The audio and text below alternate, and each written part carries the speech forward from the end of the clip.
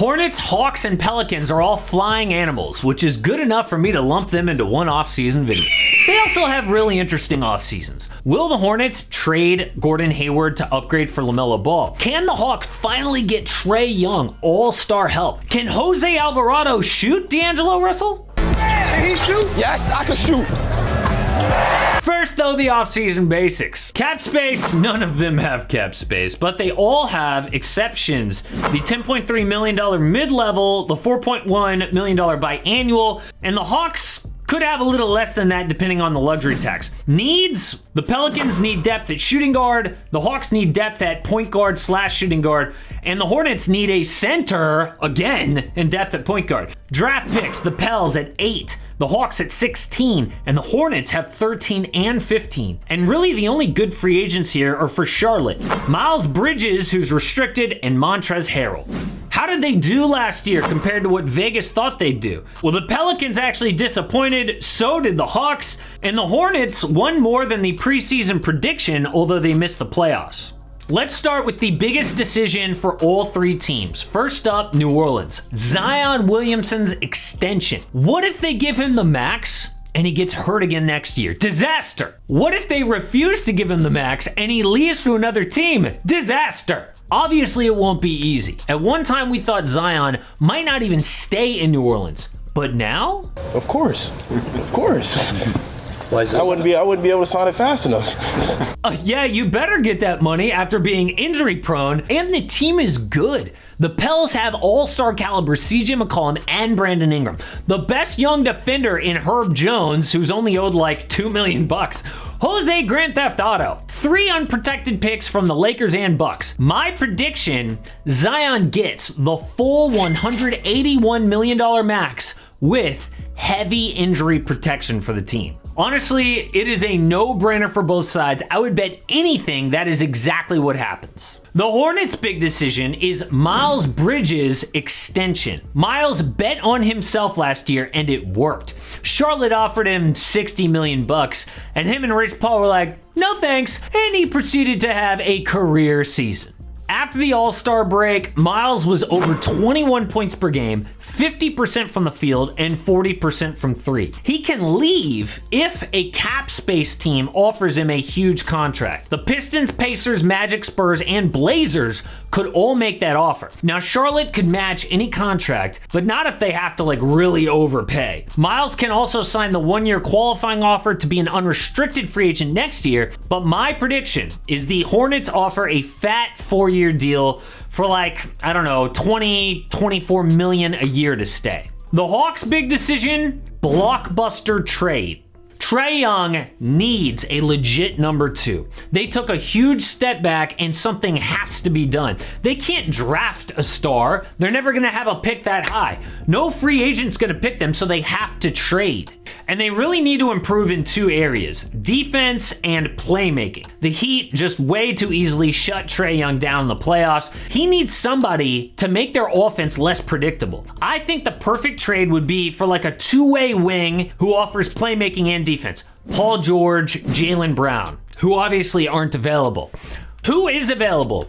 Rudy Gobert, DeAndre Ayton perhaps, Jeremy Grant, Donovan Mitchell? And let's just forget Spider Mitchell because I think the Jazz are going to keep him. That leaves Gobert, but wouldn't you rather have DeAndre Ayton? At least he can put up points. The problem is this weird rule that makes it almost impossible to sign and trade for DeAndre Ayton without gutting their roster.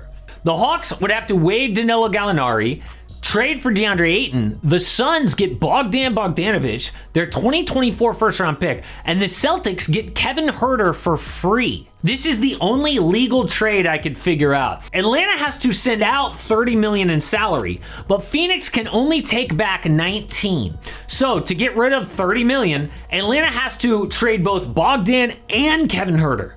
The Celtics can just receive Huerter into the Evan Fournier trade exception.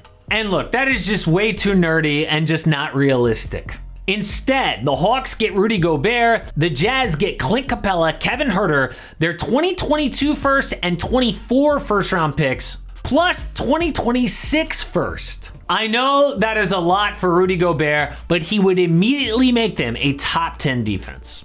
Now, before we get to the NBA draft, there is one huge decision to get to, and that's the Hornets' next head coach. They fired James Borrego after their best season in 6 years.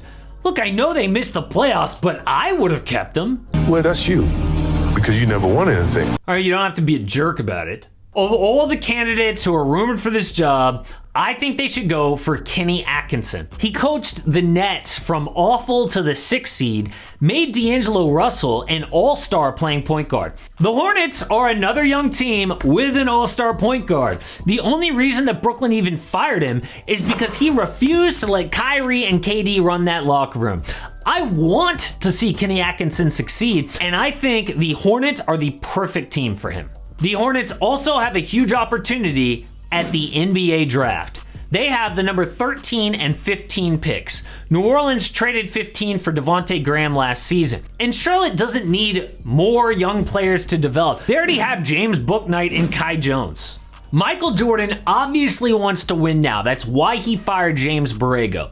So they need to package both of those picks for a veteran center. The obvious ones are Rudy Gobert, Deandre Ayton, but there's another sneaky trade out there. First, the Hornets get Rudy Gobert and Rudy Gay. The Jazz get Gordon Hayward, Mason Plumlee, PJ Washington, and those 2 picks. This instantly makes Charlotte a playoff team and potentially a contender if LaMelo takes another jump offensively. The Jazz do this because, hey, they get Gordon Hayward, which is a feel-good story.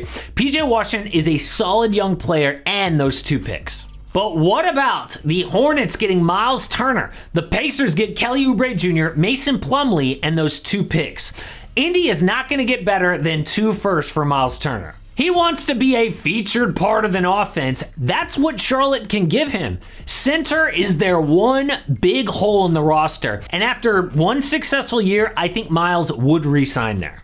Let's move on to the Pelicans. They have the number 8 pick. I think they should take the best 3-and-D wing in the draft, AJ Griffin. He can knock down shots after Zion and CJ McCollum penetrate the paint. For the Hawks, they need to trade their first-round pick. Look, they're not going to find any win-now player all the way down at number 16, and they also are in win-now mode. But there is one big decision for the Hawks, and it's what to do with DeAndre Hunter. He's extension eligible, but the Hawks don't have a ton of money to hand out. So my prediction is he bets on himself, just like Miles Bridges did, just like his teammate John Collins. But because he won't sign the extension, I'll bet he's involved in any trade rumors we see this offseason for the Hawks. DeAndre Hunter could absolutely be traded. If you want to see every single draft pick that I predict in the lottery, check out my latest mock draft that I made right after we found out the lottery order. Remember, that draft is on June 23rd, so check it out.